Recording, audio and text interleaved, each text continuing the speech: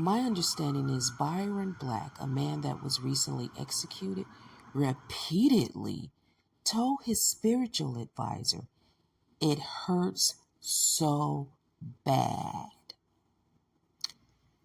I can't do this." Social nurse here. Thank you so much for stopping by. A man named Byron Black was executed in Tennessee on August 5th, 2025 by lethal injection at River Bend Maximum Security Institution in Nashville. This was an interesting execution, and I definitely would never participate in executing someone. I realize that victims of convicts that have been sentenced to execution and the victims' family members, many of them want the sentence completed, which would be the execution. These people spend time on death row before actually being executed. So there's probably some stress waiting for their day to come. Now, this man, Byron Black, during the execution, he actually spoke while laying on that gurney, receiving that lethal infusion. He said he was in pain. He spoke. He let it be known that the process was hurting him. According to reports, there was visible signs of discomfort during his process of being executed.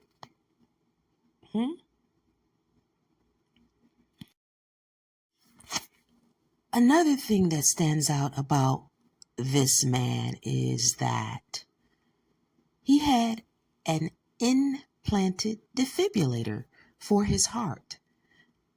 So his representatives wanted the defibrillator deactivated before his execution so that his execution could be as painless as possible, so that the defibrillator would not do its job and try to keep this man alive during the execution, because that would be a possibility of prolonging suffering, right?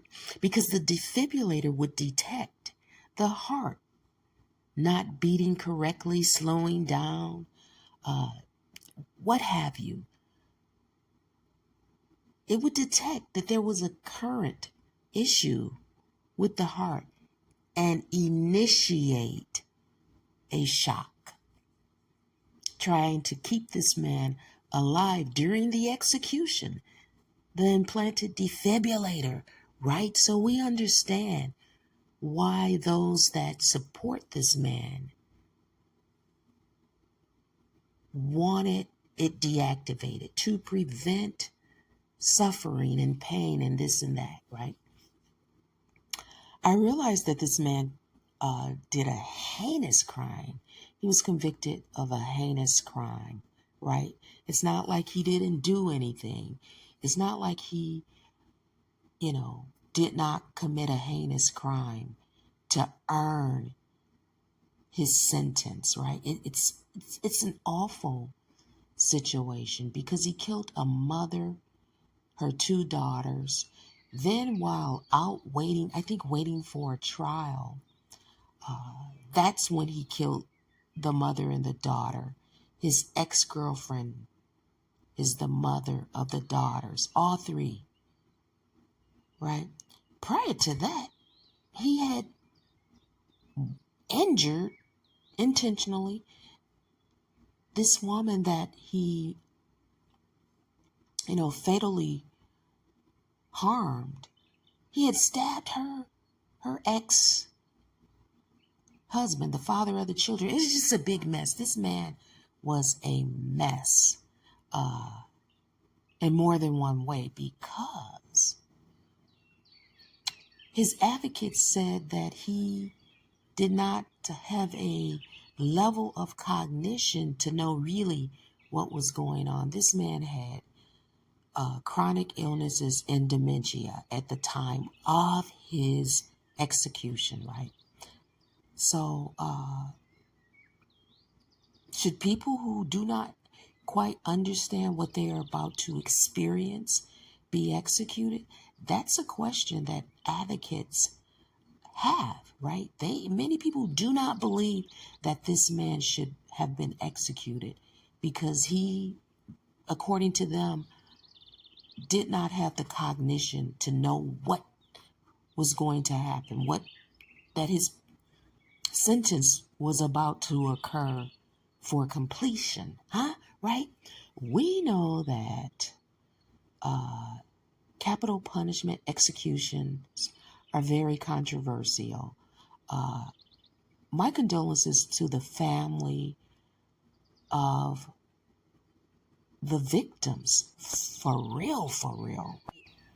Because had this man, Byron Black, had not done that, he would not have been in this position. He would not have suffered execution by state, by Tennessee, right? You listen, I don't revel like for people to feel bad. I'm sure if he has family members out there, hey, listen, I'm sure they are not about what happened to their loved one, right? He did have a religious person by his side, and when he let it be known that he was in pain, his supporters standing there told him that he was sorry, right? I don't know what the answer is. I know that, it's not like they're going to have an anesthesiologist to put the person to sleep, paralyze them, and offer the type of therapeutic anesthesiology that one would go through if undergoing surgery, right? We understand this. When we have surgery, we don't know what's going on. We're unconscious. We're in a deep sleep. Our body is paralyzed so that we can't move. All these things are done so that we won't feel the surgery, right? And some of the medications used in execution cocktails, are the medications that are therapeutically administered to us by anesthesiologists when we are getting our surgeries done. The anesthesiologist knows how to therapeutically administer those medications and keep us alive at the same time, right? But we know that state executions aren't going to provide that type of comfort to a convict, right? We understand this. We also understand that sometimes pharmaceutical companies do not want to sell these medications to state prisons, right? So it's a really difficult, controversial situation. I do not believe that I've ever read that a person being executed said that it hurt, that the process was hurting them. Angela Clay and her daughters, LaToya Clay and Lakeisha Clay, were fatally wounded in 1988.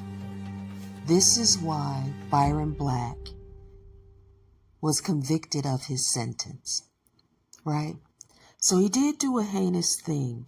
The controversy is that this is the first time, I believe, at least for Tennessee, that someone with the medical issues and intellectual disabilities has been executed, right? Now, at the time when he was running around unaliving these victims, he knew what he was doing, right? I don't see anything in stating that this man did not know, his intellectual disabilities came later in life because of the dementia.